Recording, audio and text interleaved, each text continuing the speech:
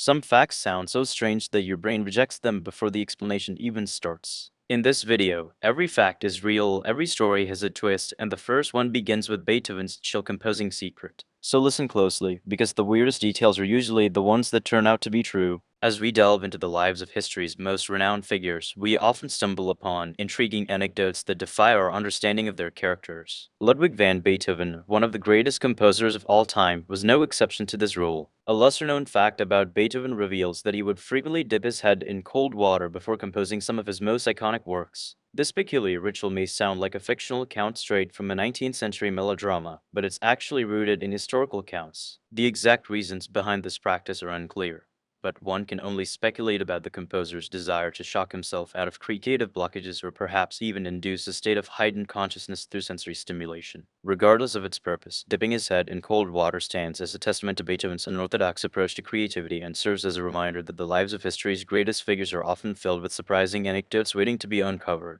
When we think about common household ingredients like almonds, we tend to associate them with a specific family tree. However, almonds are in fact members of the prunus genus, which also includes stone fruits such as peaches and plums. This may come as a surprise to many people, as almonds don't seem to share any obvious characteristics with their peach counterparts. They're typically roasted for snacking or used whole in baking, whereas peaches are enjoyed fresh off the tree during the summer months. But from a botanical standpoint, almonds and peaches do share some common ground. Both produce delicious stone fruits that contain a hard pit or kernel at their center. This classification might be surprising because our culinary experiences have led us to view almonds as a distinct entity, but scientifically speaking, they're part of the same family tree as the humble peach. The Liberty Bell, an iconic symbol of American freedom and history, has been on display in Philadelphia for over 2 centuries. Yet, despite its revered status, the word Pennsylvania is misspelled on the Liberty Bell. The fact that the word Pennsylvania is misspelled on the Liberty Bell may seem astonishing to many, but it's a lesser-known truth about this national treasure.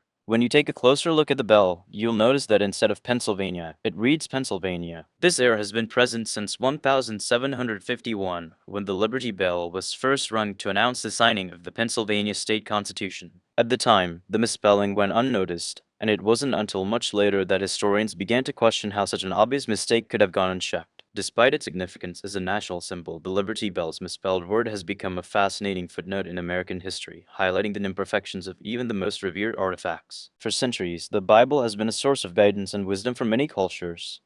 But have you ever stopped to think about what it doesn't mention? Amidst its tales of faith, family, and forgiveness, there's an intriguing omission: the cat. You might wonder how such an iconic domestic animal slipped under the radar. After all, cats were already being kept as pets in ancient civilizations like Egypt and Mesopotamia by around 4,000 years ago. And yet, despite their long history of domestication, they remain the only such creature not explicitly mentioned in the pages of Scripture. This might seem surprising to us today, but it's worth remembering that the Bible was written from a very specific cultural and geographical perspective. The author's focus was on conveying moral teachings and spiritual guidance rather than cataloging every aspect of everyday life. Still, one can't help but feel a little puzzled by the cat's conspicuous absence, especially considering their association with ancient goddesses like Bastet in Egyptian mythology. Nonetheless, this fact serves as a reminder that even our most familiar stories have unexpected gaps and omissions. The Eiffel Tower's iron lattice may look imposing, but what lies beneath its grand facade is a staggering feat of engineering that continues to awe visitors from around the world. One of the most intriguing aspects of this iconic landmark is the sheer number of steps it takes to reach the highest observation deck, an astonishing 1,792 individual flights up and down. This mind-boggling figure is all the more surprising when considering the tower's relatively modest height of 324 meters. To put this into perspective, imagine climbing a staircase in your local office building that stretches over 5 times its usual length, or equivalent to ascending the highest floors in some of the world's tallest skyscrapers. The sheer scale of this feat is a testament to Gustave Eiffel's ingenious design and construction methods, which successfully balance functionality with aesthetics to create one of the most recognizable landmarks on the planet. Deep in the heart of Minnesota, nestled between the tranquil waters of the Mississippi River and Lake Calhoun, lies the city of Minneapolis, where a peculiar phenomenon has been unfolding for decades. At first glance, the local phone book appears to be a typical directory listing residents with their corresponding addresses. However, upon closer inspection, it becomes apparent that one family name stands out from the rest: Anderson. To put this in perspective, within the 21 exhaustive pages dedicated to individuals bearing the surname, approximately one-fifth of Minneapolis residents share this last name. This astonishing abundance has sparked curiosity and raised questions about its origins. Why do Andersons make up such a disproportionate number of the city's population? Is it due to a historical migration pattern or an unexplained demographic trend? The sheer scale of this phenomenon defies explanation, leading one to wonder how the single family name came to dominate Minneapolis' phone book for so long. Some facts sound like they belong in a fake trivia book, but this one is real.